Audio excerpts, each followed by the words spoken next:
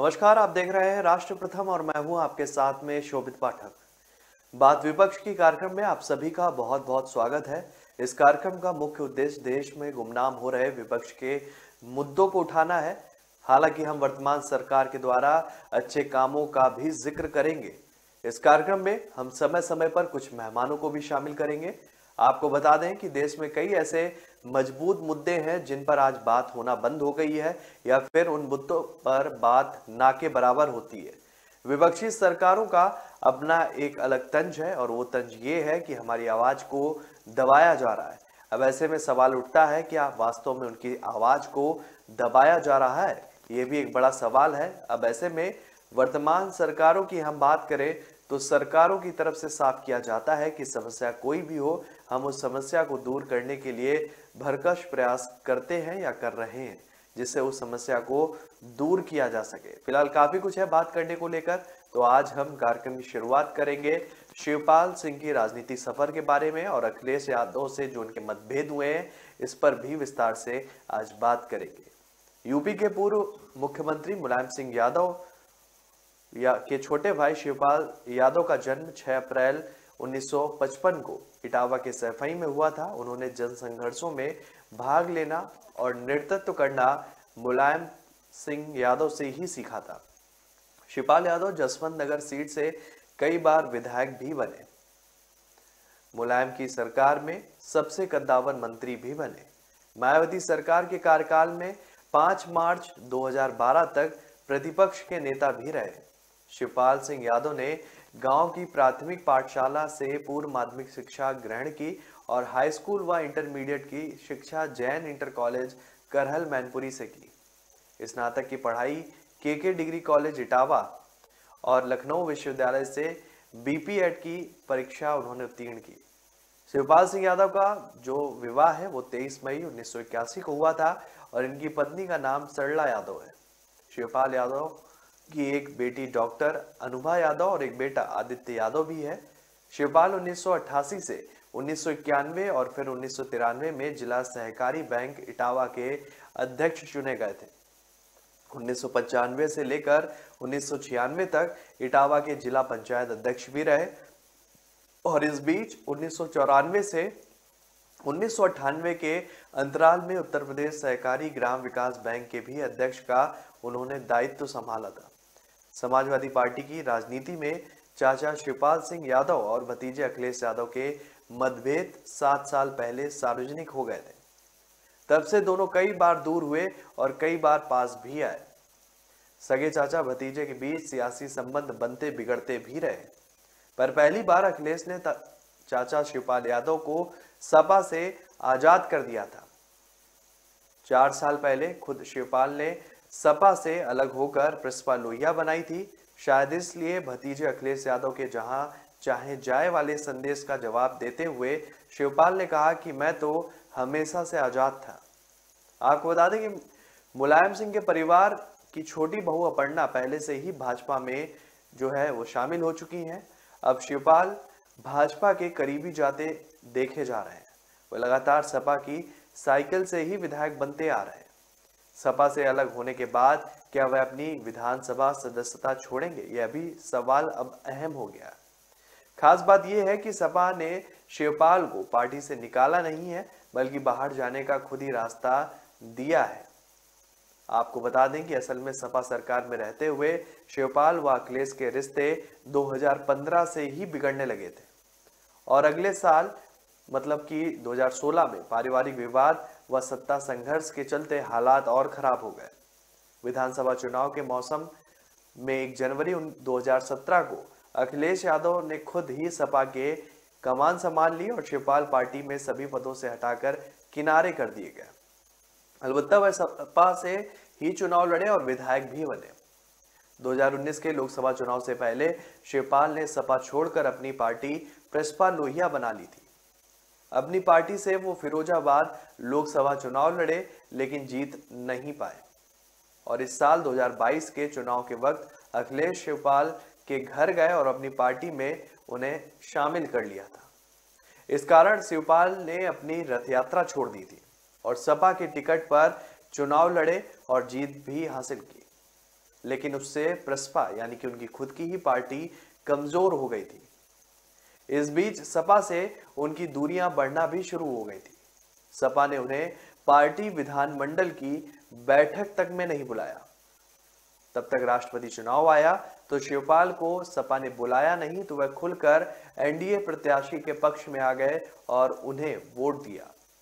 अखिलेश ने शिवपाल यादव द्वारा विपक्ष के प्रत्याशी यशवंत सिन्हा के बयान के आधार पर नेताजी के अपमान का मुद्दा बनाकर पत्र लिखने को भाजपा की साजिश का हिस्सा बताया था और कई मौकों पर शिवपाल ने कहा था कि सपा में उन्हें सम्मान नहीं मिल रहा है और अखिलेश ने पत्र जारी कर कह दिया है कि जहां ज्यादा सम्मान मिले आपको वहां जाने के लिए आप स्वतंत्र हैं।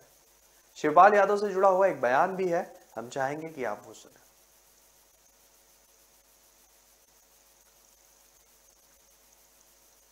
हमारे सभी पदाधिकारियों ने तय किया है कि हमें 2022 का चुनाव हमें लड़ना है और इस तरीके से हमें संगठन को मजबूत संगठन बना करके प्रदेश संगठन, जिला स्तर का संगठन और बूथ स्तर का संगठन कि 2022 में प्रगतिशील समाजवादी पार्टी अकेले सरकार बनाए। और जो भी अभी चर्चाएं चल रही हैं कि विलय होगा और ये होगा, तो उस पर तो बिल्कुल विराम लग जाना चाहिए। हमारी प्रगतिशील समाजवादी पार्टी रहेगी, हमारा चाबी का चुनाव चिन्ह रहेगा और हमारी प्रगतिशील समाजवादी पार्टी 2022 में उत्तर प्रदेश सरकार बनाएगी। ये निष्कर्ष निकला है इस मैराथन समीक्षा बैठक में।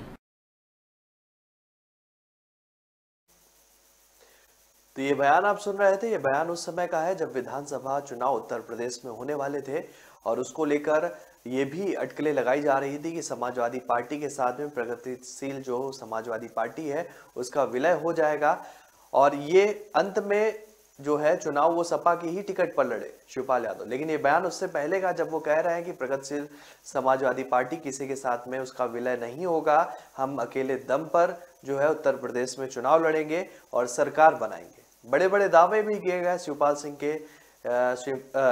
सिंह यादव के द्वारा और इससे पहले जब जैसे जैसे चुनाव की तारीखें पास आती गई वो वादे जो थे वो धराशायी होते गए।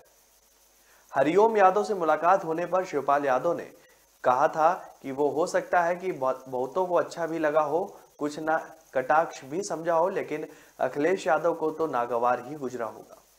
शिवपाल यादव ने कहा था कि हम तो चाहते थे कि हरिओम यादव विधायक बन जाए, लेकिन वो हार गए। हरिओम यादव दरअसल मुलायम सिंह यादव के समधी हैं और 2012 में सितारगंज से समाजवादी पार्टी के टिकट पर विधायक बने थे, लेकिन 2022 के चुनाव से पहले पाला बदलकर बीजेपी में चले गए थे। बीजेपी ने हरिओम यादव को सिरसागंज से ही टिकट दे दिया, लेकिन अखिलेश यादव ने उनके राजनीतिक शिष्य सर्वेश सिंह को उनके खिलाफ उतार दिया था। हरिओम यादव 8,805 वोटों से चुनाव हार गए थे और हो सकता है कि शिवपाल यादव ये कहना चाह रहे हों कि अगर अखिलेश यादव के साथ रहते हुए और सपा के टिकट पर चुनाव लड़ते तो विधायक वो बन सकते थे। हालांकि शिवपाल यादव की बातों से ऐसा ही लगता है कि वो चाहते थे कि हरिओम यादव चुनाव जीतते और विधायक बन जाते।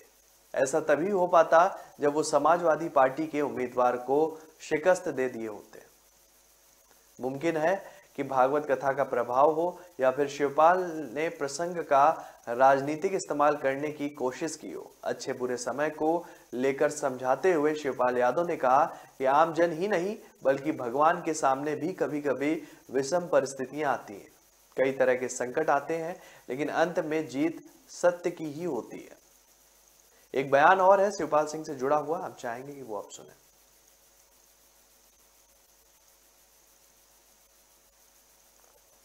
नेताजी को तो खुली छूट है, लेकिन हम जानते हैं वो दुखी जरूर है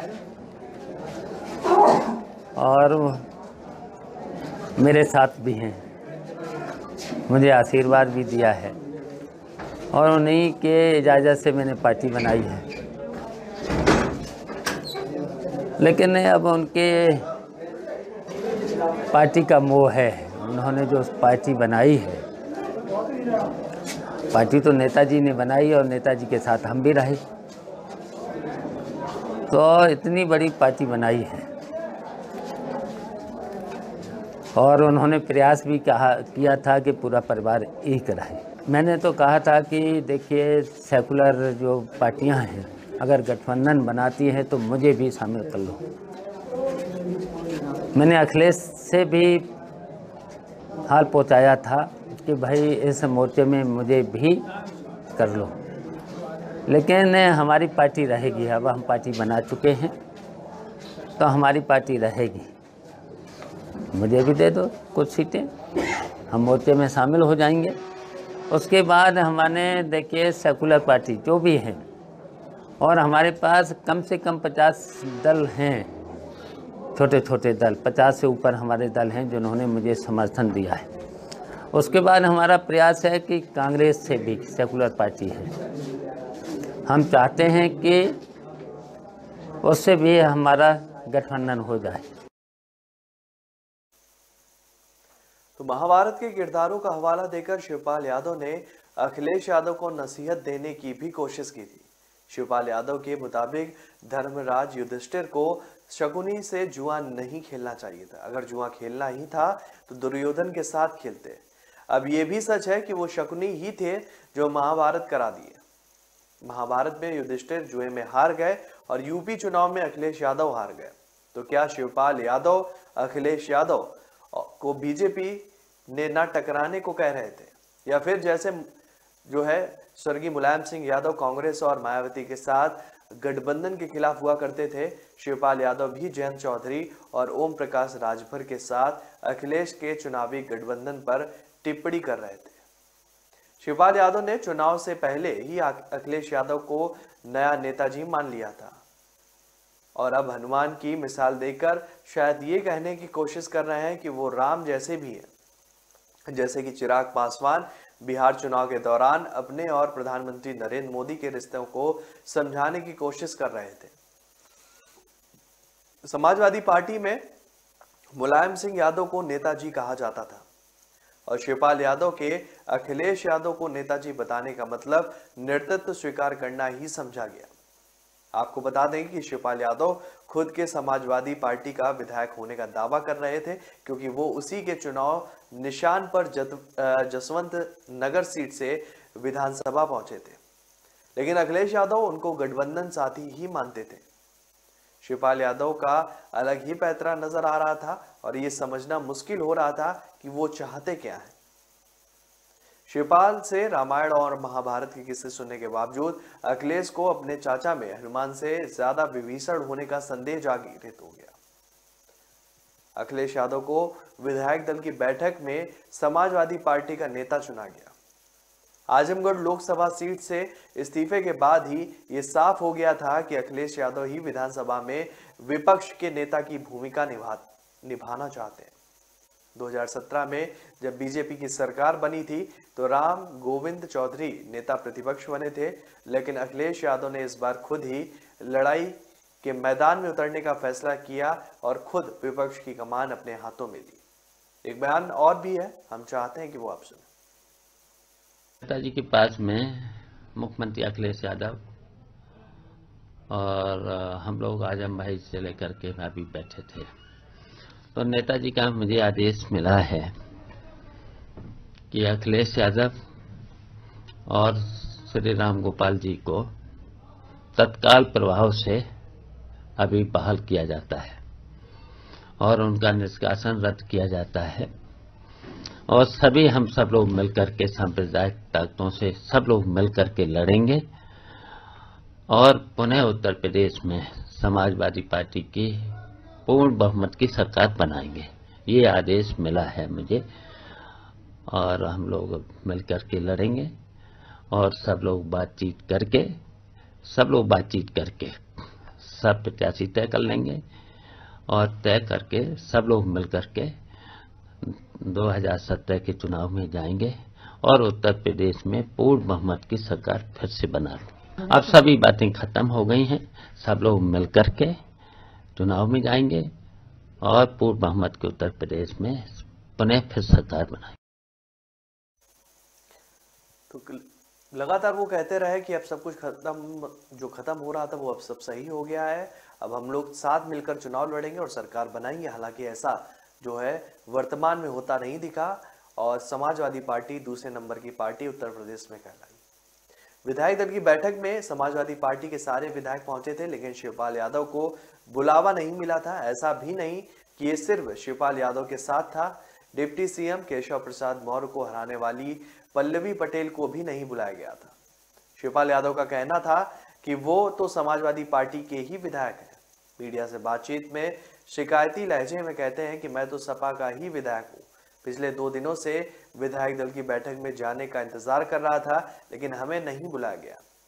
मैंने अपने तमाम कार्यक्रमों को स्थगित कर दिया और 2 दिन से मैं लखनऊ में ही हूँ और मैं इसका इंतजार कर रहा था। मालूम नहीं कि शिवपाल यादव ये क्यों भूल जा रहे हैं कि अरसा बाद मिलने के बाद अखिलेश यादव ने शिवपाल यादव को ना तो चाचा कहकर संबोधित किया, ना ही पूर्व समाजवादी पार्टी के नेता या पूर्व मंत्री ही, बल्कि प्रगतिशील समाजवादी पार्टी का नेता कहकर संबोधित किया था। समाजवादी पार्टी के उत्तर प्रदेश अध्यक्ष नरेश उत्तम पटेल का भी कहना है कि वो बैठक समाजवादी पार्टी विधायक दल की बैठक थी और यही वजह रही कि दूसरे दलों के नेताओं को नहीं बुलाया गया। मतलब साफ है कि सपा के सिंबल पर चुनाव लड़ने के बावजूद शिवपाल यादव को नरेश उत्तम दूसरे दल का नेता बता रहे हैं। नरेश उत्तम के मुताबिक सपा के सहयोगी दलों की बैठक अलग से बुलाई गई, जिसमें से बाकी सभी नेताओं को बुलाया जाएगा। सपा नेता का कहना है कि अपना दल कमेरावादी की पल्लवी पटेल को भी इसलिए नहीं बुलाया गया था। बड़ा सवाल ये भी था कि आखिर शिवपाल यादव चाहते क्या है? क्या वो समाजवादी पार्टी ज्वाइन करना चाहते थे?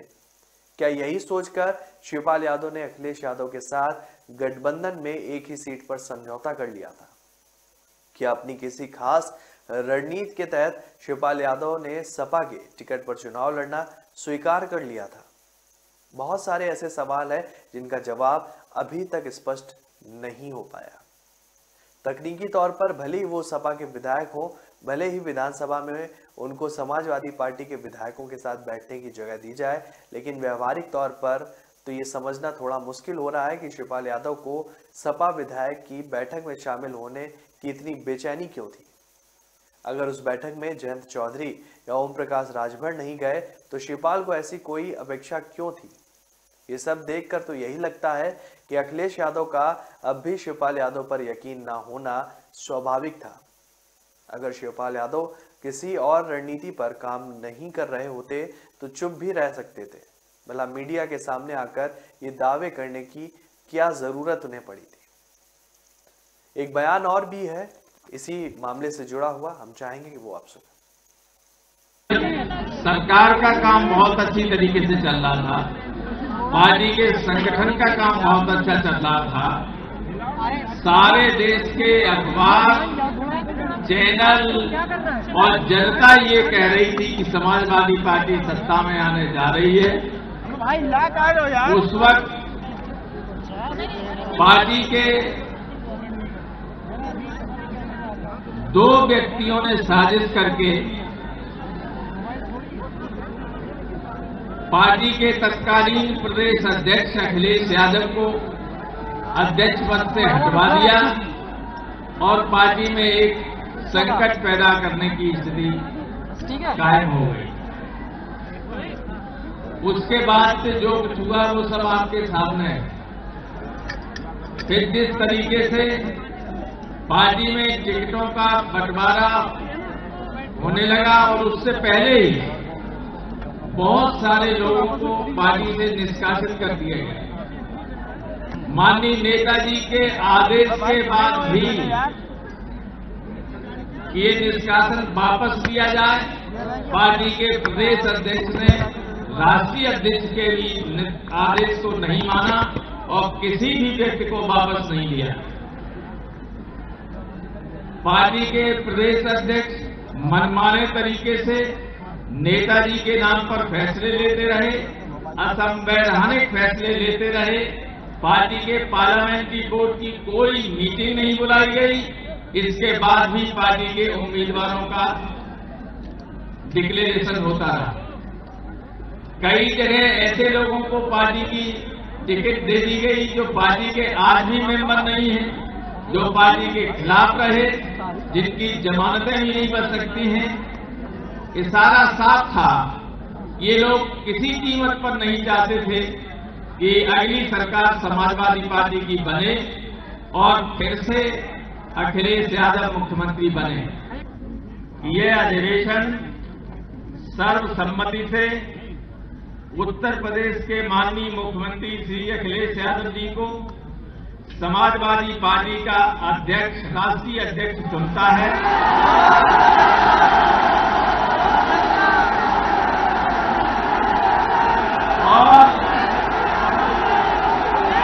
और उन्हें ये अधिकार देता है, ये पूरा प्रस्ताव सुन लीजिए,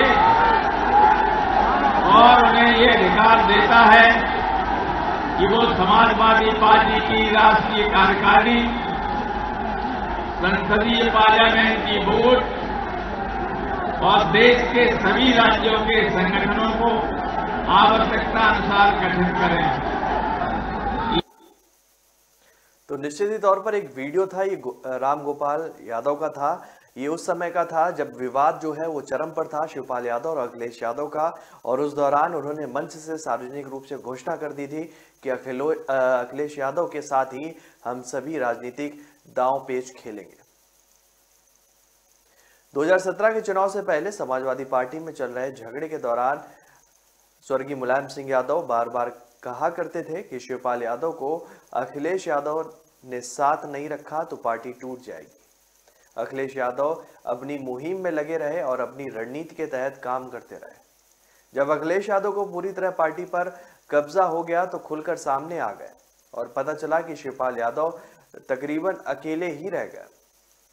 शिवपाल यादव के सपोर्ट में सिर्फ वे नेता ही खड़े दिखे जो या तो हाशिए पर थे या पहले से ही अखिलेश यादव के निशाने पर आ चुके थे। ये तो सच है कि शिवपाल यादव की समाजवादी पार्टी में अंदर तक पैठ रही है, लेकिन मुलायम सिंह यादव के प्रतिनिधि या संदेशवाहक के तौर पर अब अखिलेश यादव नेता हैं और वो जानते हैं कि शिवपाल यादव ने उनको नेताजी कहा जरूर है, लेकिन वो उनके मन की बात कतई नहीं है। अगर शिवपाल यादव को नए सिरे से मौका मिला तो वो अपने अधूरे काम पूरे करने की कोशिश जरूर करेंगे, और ये सोच कर ही अखिलेश यादव फूक फूक कर कदम बढ़ा रहे हैं। क्या वाकई में जिस बात का अखिलेश को शक था कि शिवपाल अपनी हरकतों से या उसके सबूत पेश कर रहे हैं? विधानसभा चुनाव से पहले अखिलेश खुद चलकर शिवपाल यादव के घर गए थे। मतलब शिवपाल यादव नहीं, अखिलेश यादव उनके पास गए थे। मुलाकात के ठीक बाद इंटरव्यू में शिवपाल यादव ने बताया भी था कि अखिलेश को उन्होंने बुलाया भी नहीं था। हुआ जो भी हो, कहा तो शिवपाल यादव ने ऐसा ही था कि अखिलेश यादव भी जानते थे कि परिवार में टूट का काफी नुकसान हो चुका है, लिहाजा जितना भी डैमेज कंट्रोल संभव हो कोशिश करनी चाहिए। हालांकि शिवपाल यादव ने तब अपनी तरफ से कोई संदेश नहीं दिया जिससे किसी को लगे कि वो झुकने के लिए जरा भी तैयार है। तभी तो अखिलेश यादव खुद शिवपाल यादव के पास पहुंचे, लेकिन अपर्णा यादव को रोकने की कोई भी कोशिश नहीं की। अपर्णा यादव ने चुनाव के दौरान बीजेपी ज्वाइन कर ली थी और अपर्णा यादव ने यह दावा भी किया था कि उनके ससुर मुलायम सिंह यादव ने उनको अपना आशीर्वाद भी दिया है। अपर्णा ये समझना चाह रही होंगी कि मुलायम सिंह यादव ने वैसे ही आशीर्वाद दिया है जैसे 2019 के आम चुनाव में पहले प्रधानमंत्री नरेंद्र मोदी को दिया था। शुरू में शिवपाल यादव 100 सीटों पर अपने उम्मीदवार उतारने की बातें कर रहे, फिर 50 पर आ गए और आखिरी दौर आते आते 32 सीटों पर पहुंच गए। लेकिन ऐसा कुछ भी नहीं हुआ। जाहिर है कि शिवपाल यादव के समर्थक निराश तो हुए ही होंगे, क्योंकि वो खुद तो चुनाव मैदान में कूद गए लेकिन साथियों को पैदल कर दिया था। आपको भी याद होगा कि अखिलेश यादव ने चाचा से घर जाकर मुलाकात के बाद जो ट्वीट किया था उसमें शिवपाल यादव को प्रसपा का नेता बताया था, और मुलाकात के बाद सामने आई वो तस्वीर याद करें तो अखिलेश पूरी तरह बाहर खड़े थे, लेकिन शिवपाल अपनी आखिरी सीढ़ी से उतरे तक नहीं थे। तब भी शिवपाल में वही ऐंठन नजर आ रही थी। फिर अचानक वो घर वापसी जैसी व्यग्रता क्यों दिखाने लगे? ये सवाल अखिलेश यादव को भी परेशान कर रहा था। थोड़ा ध्यान दें तो समझने की कोशिश करें कि शिवपाल यादव के साथ भी अखिलेश यादव का व्यवहार भीड़ आर्मी वाले चंद्रशेखर आजाद रावण जैसा ही दिखा। फर्क बस ये रहा कि चंद्रशेखर आजाद आबादी के हिसाब से हिस्सेदारी चाहते थे और कम सीटों पर राजी नहीं हुए, जबकि शिवपाल यादव अपने लिए जसवंत नगर की सीट पर ही मान गए। तभी अखिलेश यादव के करीबियों का कहना था कि चंद्रशेखर आजाद को लेकर सपा नेतृत्व को भरोसा नहीं जम रहा था। अखिलेश यादव को डर था कि अगर चंद्रशेखर कुछ सीटें जीत गए और बाद में गठबंधन तोड़कर किसी राजनीतिक विरोधी से जा मिले तो वो हाथ मलते रह जाने के सिवा और भी कुछ नहीं कर पाएंगे। एक बयान और भी है, हम चाहेंगे कि वो आप सुने। आप तो देख ही रहे कितना समाजवादियों का अपमान किया गया था। नेताजी का अपमान, जनेश्वर मिश्रा जी का अपमान। हाँ, अब ये दोनों लोग फिर मिल करके फिर वही बात चली, अब अपमानित करने की। अपमानित ही तो होता है। इन गठबंधन इस तरीके के होंगे, क्या भरोसा है? फिर क्या भरोसा है? नेताजी ने जब गठबंधन किया था, नेताजी ने जब गठबंधन किया था तब तो कोई आरोप था नहीं, सीबीआई का तब डर किसी को था नहीं, और आज तो सीबीआई के डर हैं। सीबीआई की वजह से, डर की वजह से ये गठबंधन हो रहे हैं। और ये गठबंधन सफल नहीं है, ये तो गठबंधन नहीं है, ठगबंधन है पैसे के लिए। इसमें भी पैसा लिया गया होगा। जो देखिए टिकटों में पैसा कौन नहीं जानता, कुछ ही से छिपा है। पूरे प्रदेश की जनता जानती है, सब लोग जानते हैं। ये तो ठगबंधन है जिसमें भी लिया गया होगा।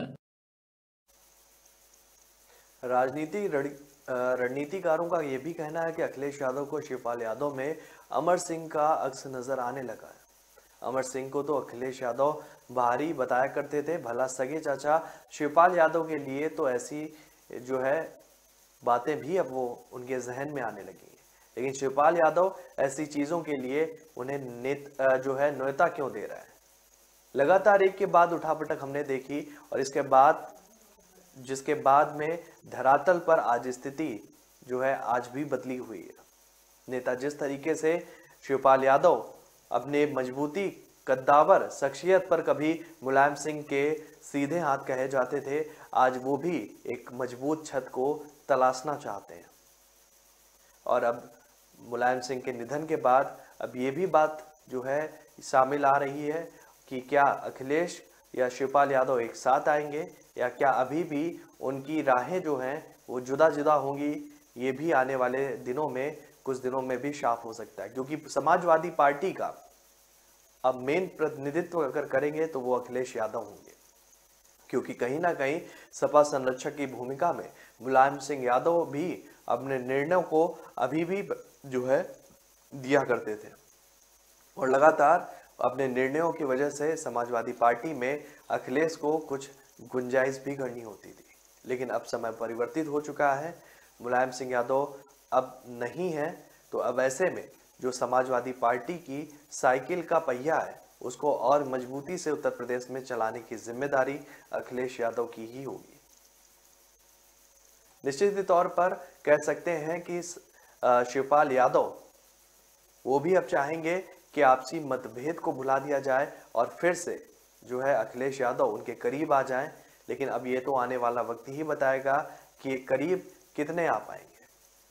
तो आज हमारे इस खास प्रोग्राम में हमने बात की शिवपाल सिंह यादव की राजनीतिक यात्रा के बारे में और अखिलेश यादव से जुड़े हुए पहलुओं के बारे में कि किस तरीके से दोनों चाचा भतीजों में मतभेद हुआ और आज की वर्तमान स्थिति क्या है। हम कल फिर हाजिर होंगे एक नए मुद्दे के साथ में और उस पर ही विस्तार से बात करेंगे। तो फिलहाल हमें दीजिए इजाजत, तब तक के लिए नमस्कार।